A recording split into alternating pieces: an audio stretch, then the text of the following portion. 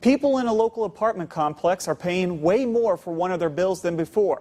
Today, News Channel 15's Aaron Rogers visited some of the neighbors there to hear their concerns. So, Aaron, exactly what happened? Well, Randy, people in the Canterbury Green apartment say they got a letter earlier this summer saying their meters have been read wrong over an 8-month time period. Now they're expected to pay it all back to the water company. Even though they read the meters wrong, we use the water.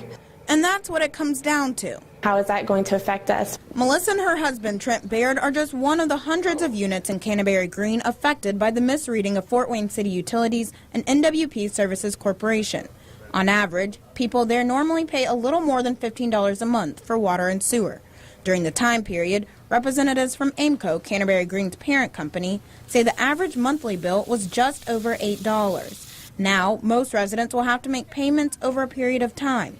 But since Melissa and her husband had already planned to move out before this happened, they ran into even more problems. They're taking our $300 security deposit and applying it to our water bill, on top of making payment plans to AIMCO after they move. Living here and moving out, you want your security deposit back, and it's just really frustrating that this is not our fault. It's leaving them with more questions than answers. How can you figure out what I did use over that time period?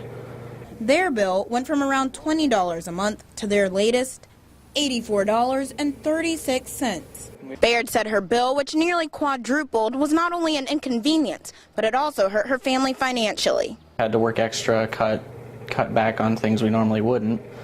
And we had this all budgeted out, and we had to completely scrap that budget. Management also says, we understand that this is an inconvenience to our residents, and it's an inconvenience to us too.